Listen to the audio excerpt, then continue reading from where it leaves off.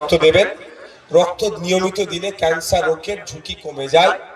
রক্ত নিয়মিত দিলে স্ট্রোকের সম্ভাবনা কমে যায়। পৃথিবীর 10টা ভয়ঙ্কর রোগের মধ্যে হচ্ছে ক্যান্সার আর স্ট্রোক, দুটো ভয়ঙ্কর রোগ। এই আপনারা নিয়মিত রক্ত দেবেন। 120 দিন পরে যদি তৃণমূলের কোনো এলাকায় রক্তদান শিবির হয়, আমি নির্দ্বিধায় বলছি, আইএসএফ যদি প্রোগ্রাম না করে আপনারা প্রয়োজনে তৃণমূলের মঞ্চে গিয়েও রক্ত দেবেন, কোনো সমস্যা নেই। পার ডে পশ্চিমবাংলায় 1800 থেকে 2000 ইউনিট রক্তের প্রয়োজন হয়। এই ঘাটতি পূরণ করতে সরকার পারে না, আমরাই কিছুটা হলে পূরণ করার চেষ্টা করি। তাই রক্ত দিলে যেমন মুমূর্ষ রোগীর প্রাণ বাঁচে, রক্ত দিলে যেমন সম্প্রীতি ঐক্যের বার্তা যায়, রক্ত দিলেও আপনার স্বাস্থ্য ভালো থাকে। 120 দিন ছাড়া ছাড়া নারী পুরুষ সবাইকে বলবো আপনারা রক্ত দেবেন। বন্ধুগণ, এখানে একটা বড় পয়েন্ট আছে এসআইআর। এসআইআর নিয়ে আপনারা আতঙ্কিত হবেন না।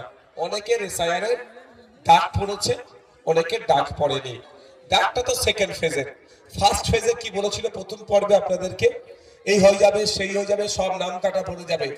58 লক্ষ কিন্তু নাম কাটা পড়েছে। এখান থেকে একটা কারোর নাম কাটা গিয়েছে বলবেন? মানে আপনার বৈধ ভোটারের কারো নাম কাটা গিয়েছে?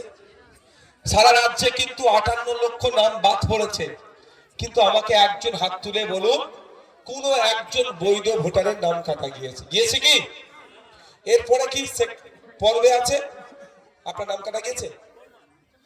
বোমা হয়নি, আপনারা যোগাযোগ করেছেন, কি বলেছে?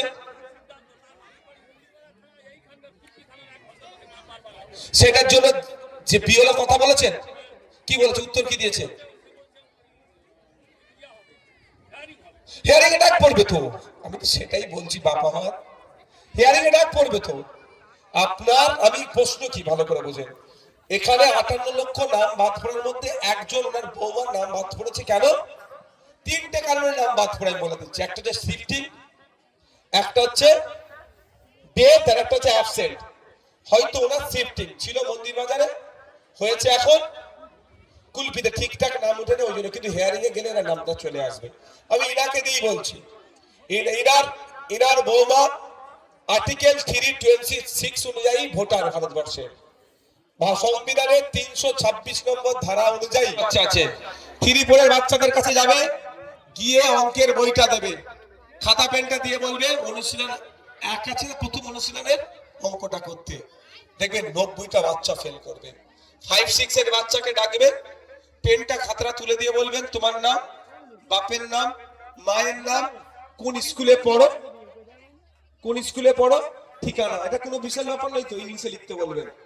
100টা বাচ্চার মধ্যে 90টা বাচ্চা ফেল করবে। আর ওই বাচ্চাগুলো কারা? যার মায়ের হাতে মমতা ব্যানার্জি মাস গেলে 1000-1200 টাকা দিচ্ছে।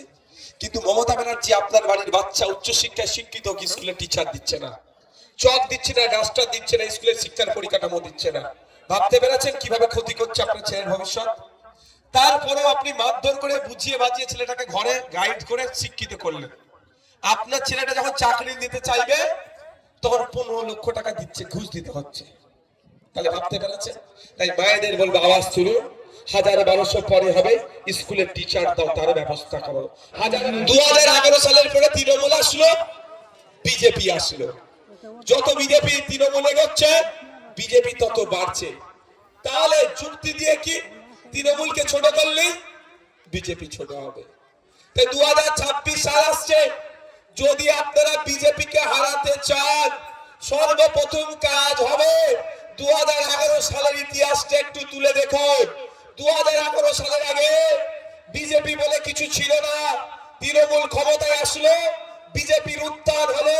তাই 2023-26-26-এ বিজেপিকে হারালি তৃণমূল আবার গর্তে ঢুকে যাবে, আর পার হতে পারবে না।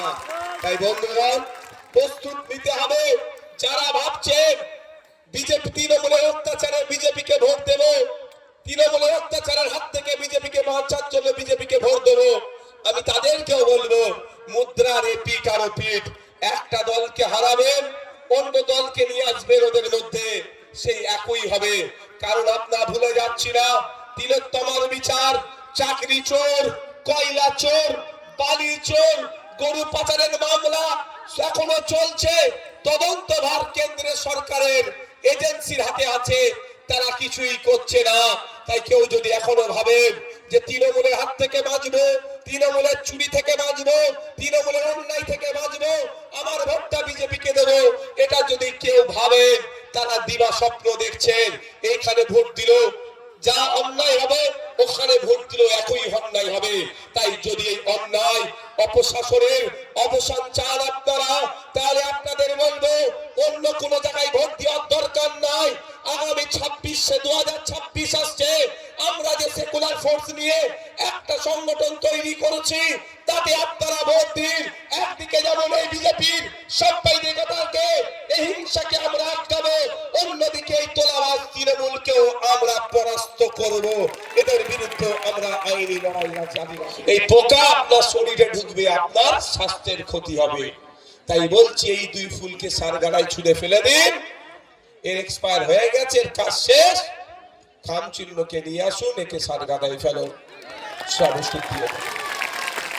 আচ্ছা, আপনারা যারা উপস্থিত আছেন, আপনারা বলুন 2011 সালের আগে বিজেপি বলে কিছু ছিল? হ্যাঁ, এই বলুন কিছু ছিল? যেই তৃণমূল 2011-তে ক্ষমতায় আসলো, সেই বিজেপি নামক দলটাকে আমরা চিনতে পারলাম। আপনারা চাইছেন এখন বিজেপিকে আটকাতে অনেকে, তাই তো? আমিও চাই বিজেপিকে আটকাতে। আমার সাথে কারা সঙ্গে